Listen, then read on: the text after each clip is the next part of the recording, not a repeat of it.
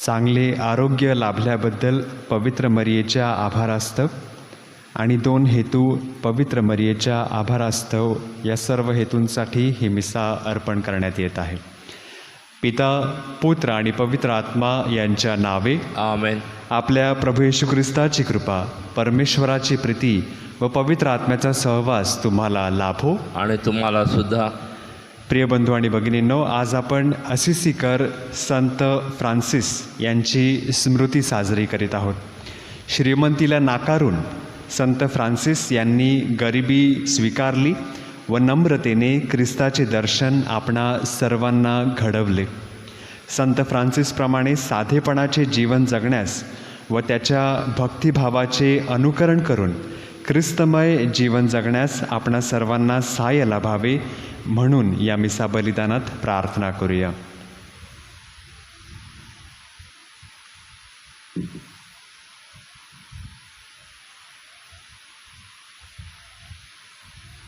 पवित्र रहस्यांच्या या उत्सवात सहभागी होण्यास आपण पात्र ठरावेत म्हणून आपल्या पापांची आठवण करूया.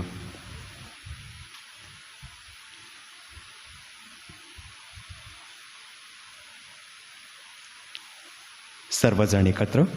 सर्व शक्तिमान परमेश्वराजवळ व तुम्हा बंधू भगिनीजवळ मी कबूल करतो की कल्पनांनी, शब्दांनी, कृत्यांनी व हैगईने मी फार पापे केली आहेत. माझा अपराध, माझा फार मोठा अपराध. म्हणून नित्यकुमारी पवित्र मरिया, सर्व देवदूत व सर्व संत यांना व तुम्हा बंधू भगिनींना मी विनंती करतो की माझ्यासाठी आपल्या प्रभू परमेश्वराजवळ प्रार्थना करा. सर्वसमर्थ परमेश्वर आम्हावर दया करो व आमच्या पापांची क्षमा करून आम्हाला सार्वकालिक जीवनाकडे नेवो. आमेन.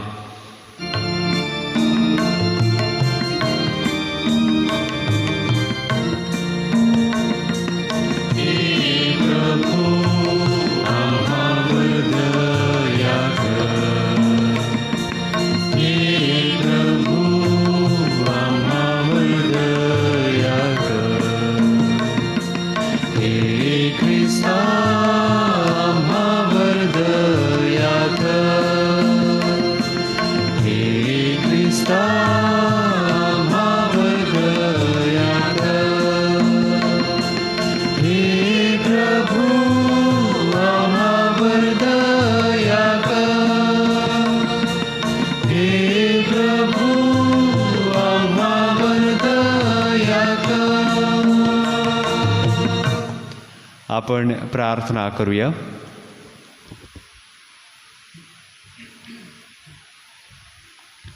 हे सर्वसमर्थ बापा, आपल्या गरिबीने व नम्रतेने ख्रिस्ताचे दर्शन घडविण्यास तू संत फ्रान्सिस ह्यास सहाय्य केले. संत फ्रान्सिसच्या पावलावर पाऊल टाकून चालण्यास व त्याच्या भक्तिभावाचे अनुकरण करून ख्रिस्तमय जीवन जगण्यास आम्हाला सहाय्य कर. ही प्रार्थना आम्ही तुझ्याबरोबर पवित्र आत्म्याच्या ऐक्यात सर्व काळ जिवंत राहणारा व राज्य करणारा एकच परमेश्वर तुझा पुत्र आमचा प्रभू येशू ख्रिस्त ह्याच्याद्वारे करतो. आमेन.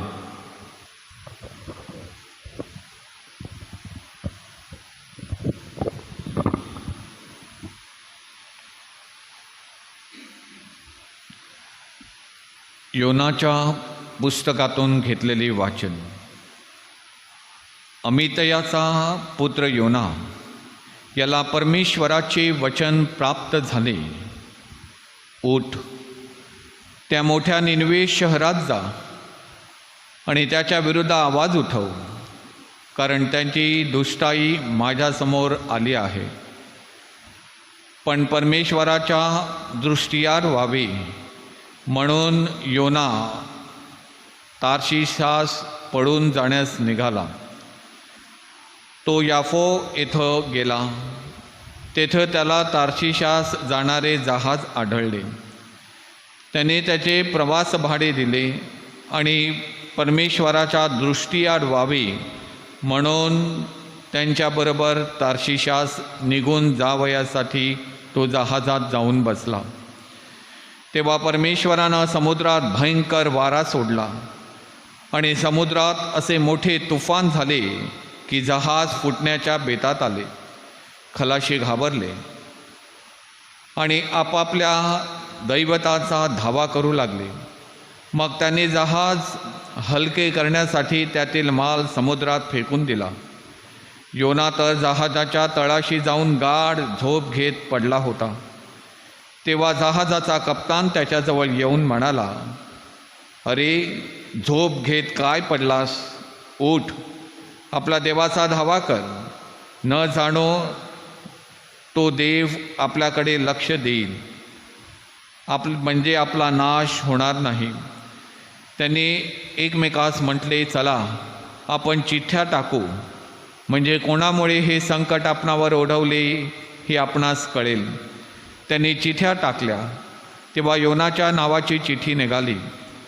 त्यांनी त्याला विचारले, कोणामुळे हे संकट आम्हावर आले सांग. तुझा धंदा काय?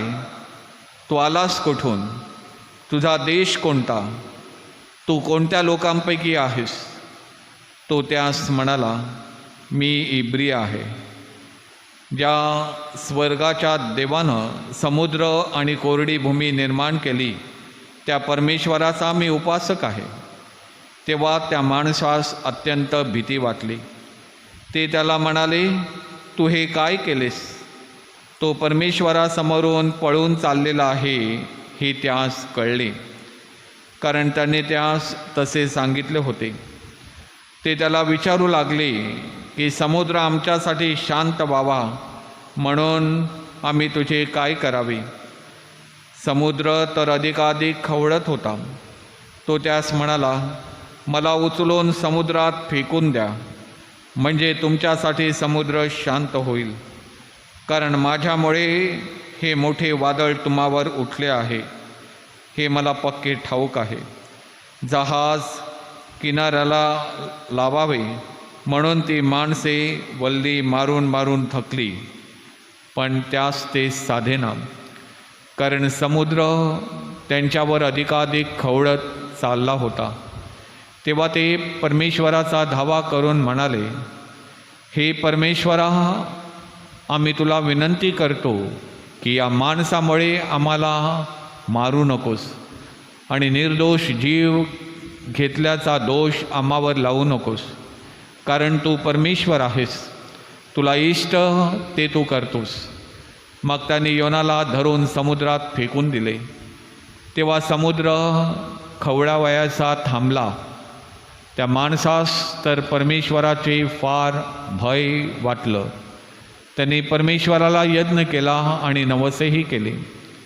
परमेश्वरानं योनाला गिळण्यास एक प्रचंड माशाची योजना केली होती. योना त्या माशाच्या पोटात 3 दिवस आणि 3 रात्री होता. परमेश्वरानं माशास आज्ञा केली, तेव्हा त्याने योनास कोरड्या भूमीवर ओकून टाकले. हा प्रभूचा शब्द आहे. देवाला धन्यवाद. प्रतिसाद. हे परमेश्वरा, मृत्यूपासून तू मला वाचव. हे परमेश्वरा, मृत्यूपासून तू मला वाचव.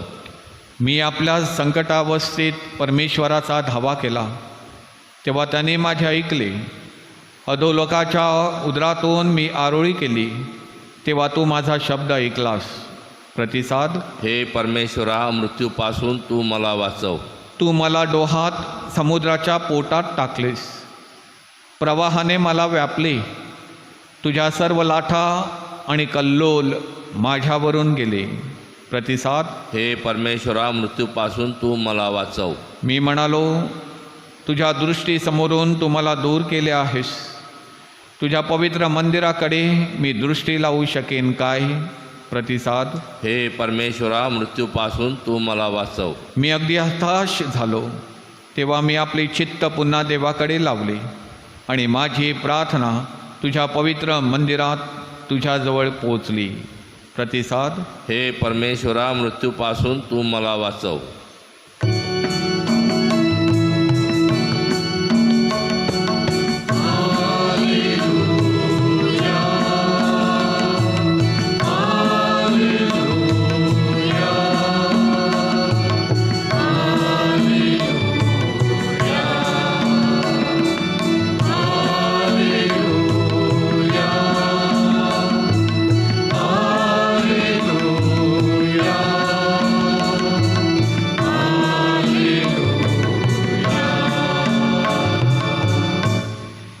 परमेश्वरा, तू माझे नेत्र उघड, म्हणजे तुझ्या नियमशास्त्रातील अद्भुत गोष्टी माझ्या दृष्टीस पडतील.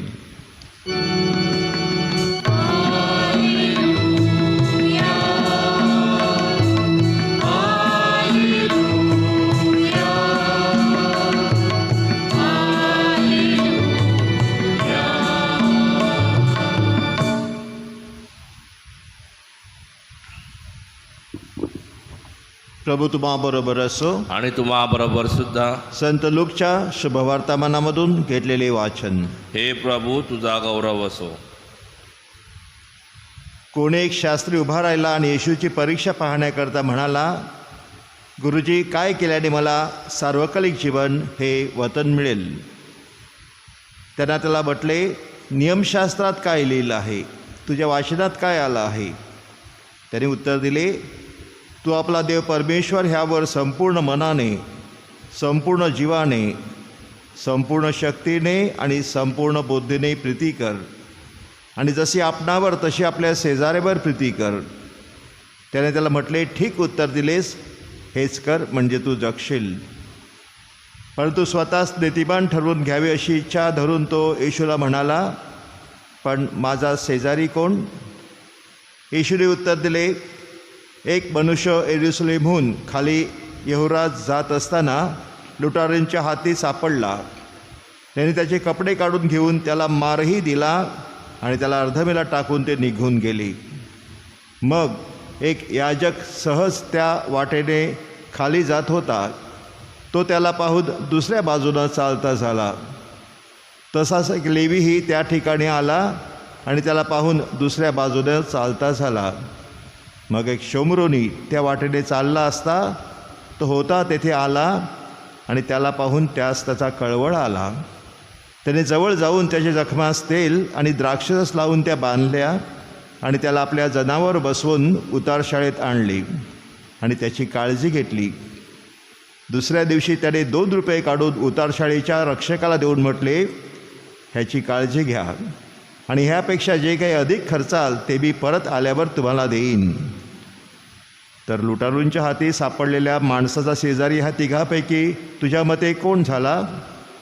तो म्हणाला, त्याच्यावर दया करणारा तो.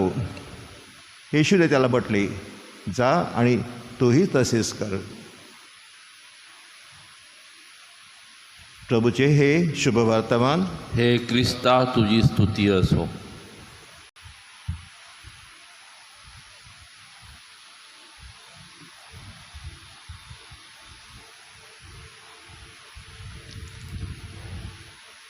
ख्रिस्ताठाई जमलेल्या माझ्या प्रियजनांनो, आयुष्यात आपण जर का अचूक प्रश्न विचारले तर कठीण प्रश्नांची उत्तरं आपल्याला सहज मिळू शकतात.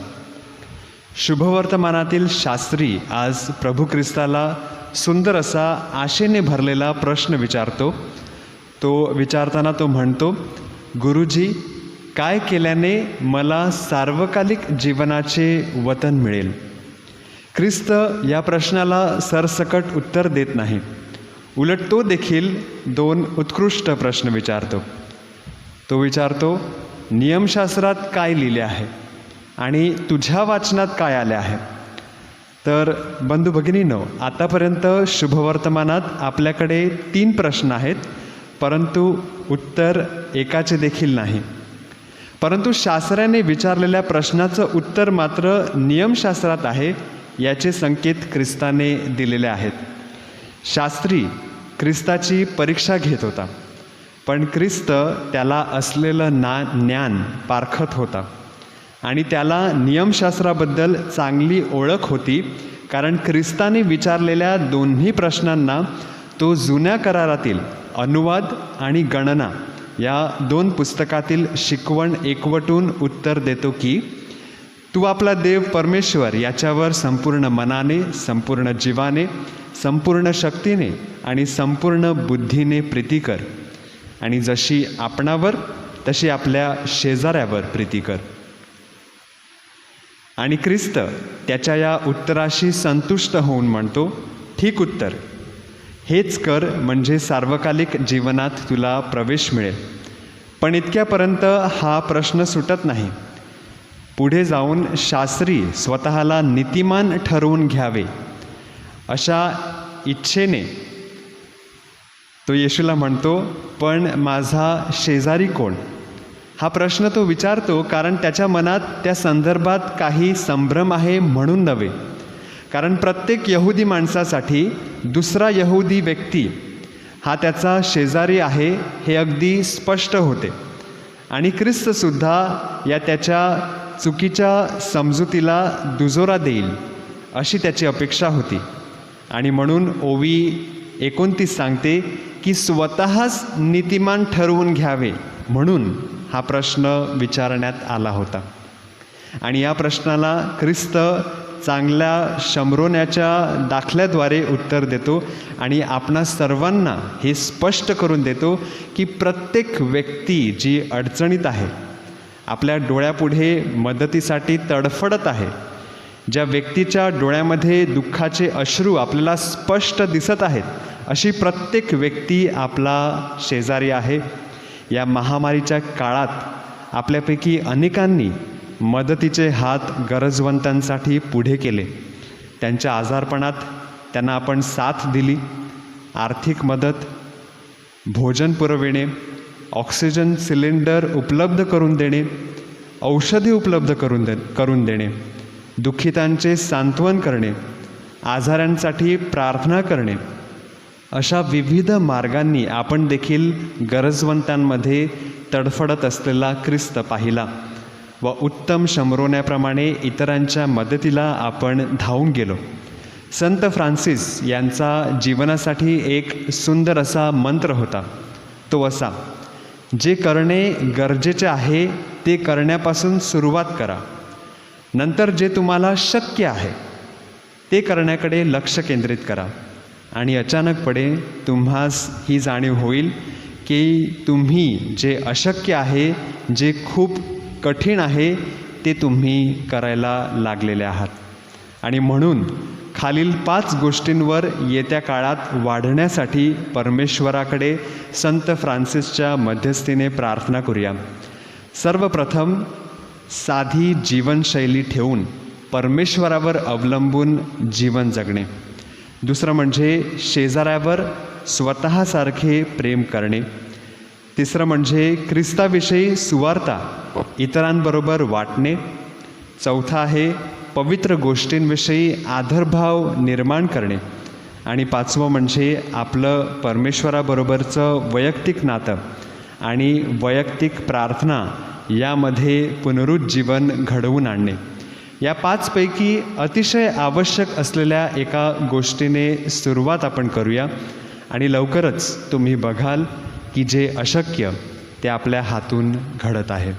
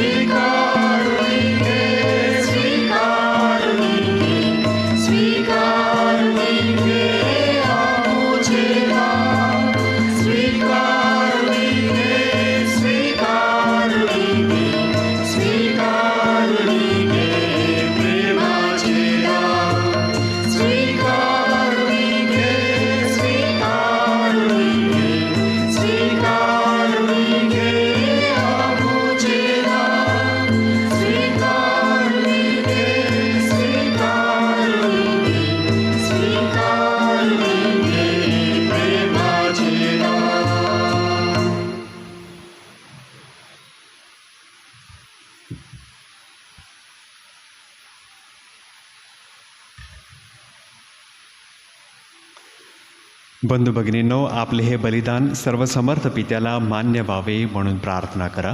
आपल्या हातून अर्पण केलेल्या बलिदानाचा प्रभू स्वीकार करो आणि त्यामुळे त्याच्या नावाचे गुणगान व गौरव होऊन आमचे व त्याच्या पवित्र ख्रिस्त सभेचे कल्याण हो.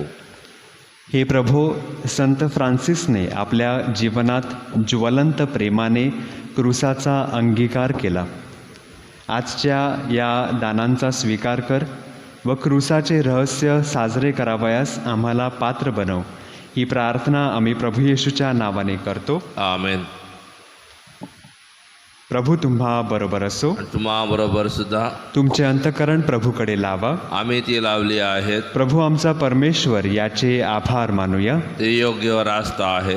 हे पवित्र पित्या, सर्वसमर्थ सनातन परमेश्वरा, आम्ही तुझे नित्य व सर्वत्र आभार मानावेत हे योग्य व तारणदायक आहे. स्वर्गीय राज्याकरिता प्रभू ख्रिस्ताला आपले संपूर्ण जीवन ज्यांनी समर्पित केले त्या संतांचा आम्ही आज सण साजरा करीत आहोत. त्यांच्याप्रमाणे शुद्धतेचे जीवन जगण्यास तू आम्हाला पाचारण करतोस व आगामी जगातील कृपादानांचा अनुभव या पृथ्वीवरच घेण्यासाठी आमंत्रण देतोस. म्हणून सर्व संत व सर्व दूत यांच्याबरोबर आम्ही तुझे निरंतर गुणगान गातो.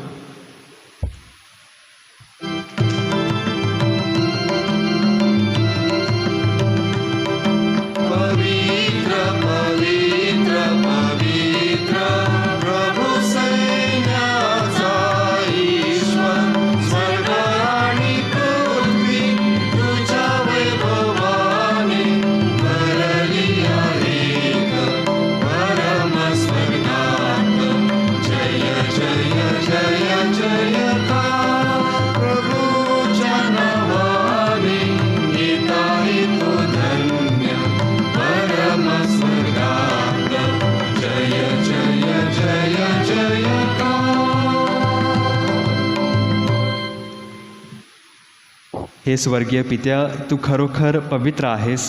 सारी सृष्टी रास्तपणे तुझी स्तुती गाते. पवित्र आत्म्याच्या प्रेरणेने तुझा पुत्र आमचा प्रभू येशू ख्रिस्त ह्याच्याद्वारे तू सर्वांना जीवन देतोस व पवित्र करतोस. तुझ्या नावाच्या गौरवासाठी सूर्योदयापासून सूर्यास्तापर्यंत परिपूर्ण बली अर्पण करण्याकरिता प्रत्येक युगात तू मानवाला आपल्या जवळ आणतोस. हे पित्या, आम्ही ही दाने घेऊन तुझ्या जवळ आलो आहोत. पवित्र आत्म्याच्या सामर्थ्याने ही दाने तू पवित्र कर. ही दाने तुझा पुत्र आमचा प्रभू येशू ख्रिस्त ह्याचे शरीर व रक्त बनवत. त्याच्याच आज्ञेने आम्ही हा ख्रिस्त शरीर विधी साजरा करतो. ज्या रात्री त्याचा विश्वासघात करण्यात आला त्याच रात्री त्याने आपल्या हातात भाकर घेतली, तुझी स्तुती केली व आभार मानले आणि भाकर मोडून ती आपल्या शिष्यांना देत म्हटले, तुम्ही सर्वजण ही घ्या आणि खा. हे माझे शरीर आहे, हे तुमच्यासाठी अर्पिले जाईल.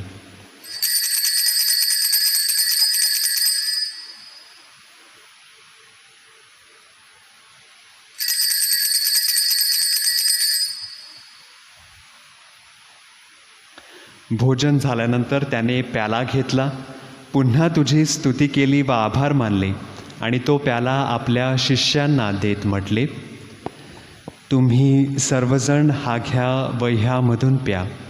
हा माझ्या रक्ताचा प्याला आहे. नव्या व शाश्वत कराराचे हे रक्त आहे. हे तुमच्या व साऱ्या मानवांच्या पापक्षमेसाठी सांडण्यात येईल. हे माझ्या आठवणीसाठी करा.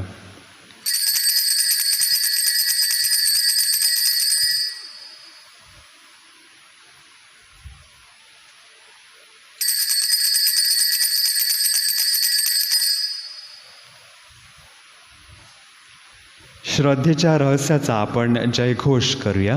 ख्रिस्त मरण पावला, ख्रिस्त जिवंत झाला, ख्रिस्त पुन्हा येईल. हे पित्या, तुझ्या पुत्राने आमच्या उद्धाराकरिता स्वीकारलेल्या मरणाचे, त्याच्या वैभवपूर्ण पुनरुत्थानाचे व स्वर्गरोहणाचे आम्ही पुण्यस्मरण करतो.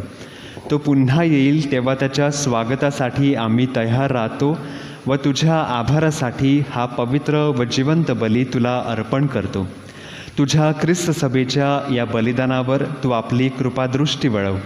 तुझ्याबरोबर आमचे सख्य घडवून आणण्यासाठी स्वतःचा प्राण अर्पण करणाऱ्या या बलीवर दयापूर्ण नजर टाक. त्याच्या शरीराने व रक्ताने पोसलेली आम्हा सर्वांची हृदये पवित्र आत्म्याच्या कृपेने सुसंपन्न होऊन ख्रिस्ताठायी आम्ही एक शरीर व एक आत्मा व्हावे असे आम्ही विनवितो.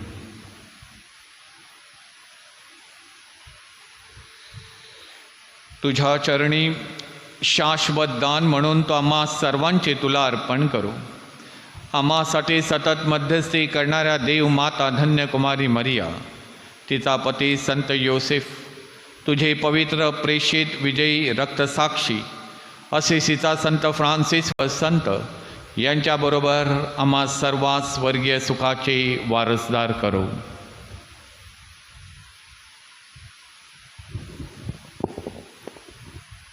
प्रभू, तुझ्याबरोबर आमचा समिट करणारा हा बली साऱ्या जगाच्या शांतीला आणि कल्याणाला कारणीभूत हो. फ्रान्सिस आमचे पोप, फेलिक्स आमचे बिशप, इतर महागुरू, याजक आणि तुझ्या पुत्राने मिळवलेले सारे प्रजाजन असे यात्रेकरू ख्रिस्तबेला तुझ्यावरील श्रद्धेत दृढ कर. हे स्वर्गीय पित्या, तुझ्या इच्छेनुसार तुझ्यासमोर जमलेल्या तुझ्या कुटुंबांच्या प्रार्थना ऐकून घे. दुरावलेल्या तुझ्या सर्व लेकरास दयेनं आणि प्रेमानं एकत्र आण. मरण पावलेल्या आमच्या सर्व बंधुभगिनींचे आणि तुझ्या कृपेत इहलोक सोडून गेलेल्या सर्वांचे तुझ्या राज्यात स्वागत कर. सर्व चांगुलपणाचा उगम असलेल्या आमच्या प्रभू ख्रिस्ताद्वारे तुझ्या वैभवाचं दर्शन आम्हाला सर्व काळ घडेल अशी आम्हाला आशा आहे.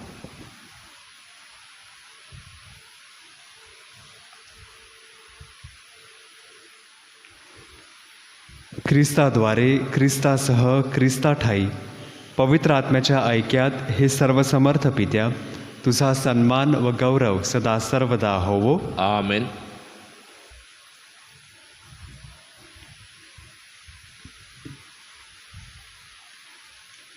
प्रभू येशूच्या शब्दात आपण परमेश्वर पित्याकडे आत्मविश्वासाने प्रार्थना करूया. आमच्या स्वर्गीय बापा, तुझे नाव पवित्र मानले जावो, तुझे राज्य येवो, जसे स्वर्गात तसे पृथ्वीवरही तुझ्या इच्छेप्रमाणे होवो. आमची दररोजची भाकर आज आम्हाला दे, आणि जसे आम्ही आमच्या अपराध करणाऱ्यांना क्षमा करीतो तशी तू आमच्या अपराधांची क्षमा कर. आणि आम्हाला मोहात पडू देऊ नकोस, पण वाईटापासून आम्हाला सोडव. हे प्रभू, सर्व वाईटांपासून आमचे संरक्षण कर. या जीवनात तू आम्हाला शांती दे. आमच्या तारणाऱ्या येशू ख्रिस्ताच्या पुन्हा येण्याची व शाश्वत जीवनाची आशेने वाट पाहत असता आम्ही तुझ्या दयेच्या सायाने पापांपासून दूर राहावे व सर्व संकटांपासून सुरक्षित असावे. कारण राज्य, अधिकार व गौरव सदा सर्वदा तुझाच आहे. हे प्रभू येशू ख्रिस्ता, तू आपल्या प्रेषितास म्हणालास, मी तुम्हासाठी शांती राखून ठेवतो, मी माझी शांती तुम्हास देतो. म्हणून आमच्या पापांकडे पाहू नकोस, तर तुझ्या ख्रिस्त सभेच्या श्रद्धेकडे पहा आणि आम्हाला तुझ्या स्वर्गीय राज्यातील शांती व ऐक्य देण्याची कृपा कर. तू नित्यजीवी असून सदा सर्वदा राज्य करतोस. आमेन. प्रभूची शांती तुम्हाबरोबर सदा असो. आणि तुम्हाबरोबर सुद्धा. आपण एकमेकांस शांती वंदन करूया.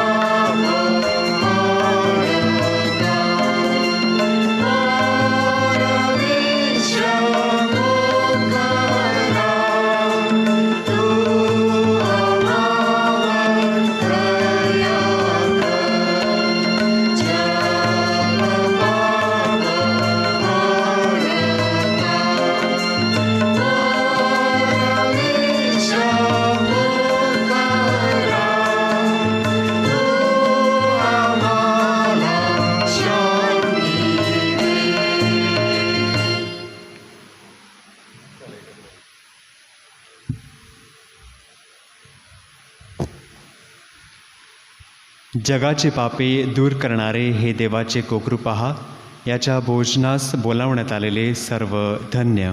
हे प्रभू, तुझा स्वीकार करावयास मी पात्र नाही, परंतु एक शब्द मात्र बोल, म्हणजे मी बरा होईल.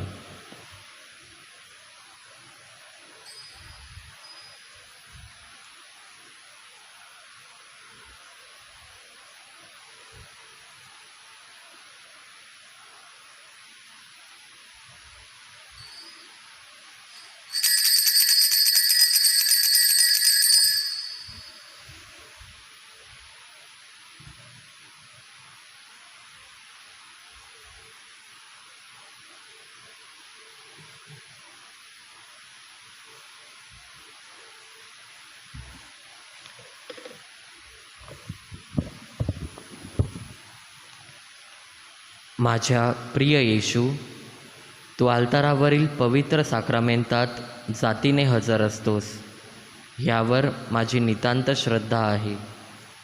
सर्वापेक्षा माझे तुझ्यावर प्रेम आहे आणि माझ्यामध्ये तू यावा अशी माझी तीव्र इच्छा आहे. ह्या दिवसात मी तुला पवित्र मिसा साक्रामेंताद्वारे स्वीकारू शकत नसलो तरी निदान आध्यात्मिक स्वरूपात तू माझ्या अंतःकरणात ये. तू नेहमीच मजबरोबर असतोस. मी तुला मिठी मारतो. तुझ्यापासून माझा कधीही वियोग होऊ देऊ नकोस. आमेन.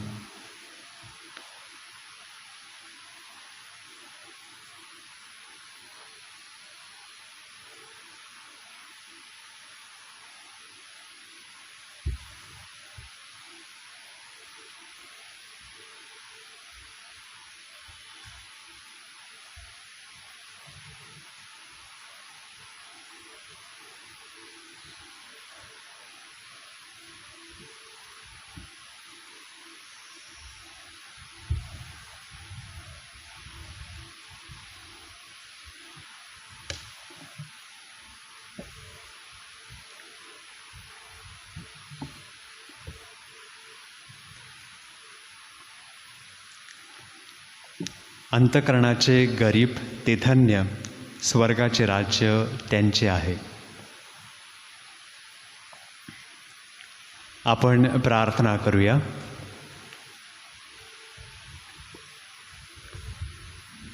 हे प्रभो, आम्ही साजरा केलेल्या या ख्रिस्त शरीर साक्रामेंतामुळे संत फ्रान्सिसच्या प्रेषितीय प्रीतीचे व तळमळीचे अनुकरण करण्यास आम्हाला सहाय्य कर. तुझे प्रेमदान आम्हाला मिळाले आहे. सर्व मानव प्राण्यांच्या तारणासाठी या प्रेमाचा वापर करण्यास आम्हाला सुबुद्धी दे. ही प्रार्थना आम्ही आमच्या प्रभू ख्रिस्ताद्वारे करतो. आमेन. प्रभू तुम्हा बरोबर असो. आणि तुम्हाबरोबर सुद्धा. सर्वसमर्थ परमेश्वर पिता, पुत्र आणि पवित्र आत्मा तुम्हास आशीर्वाद देवो. आमेन. जा ख्रिस्ताच्या शांतीने तुम्हास पाठविण्यात येत आहे. देवाला धन्यवाद.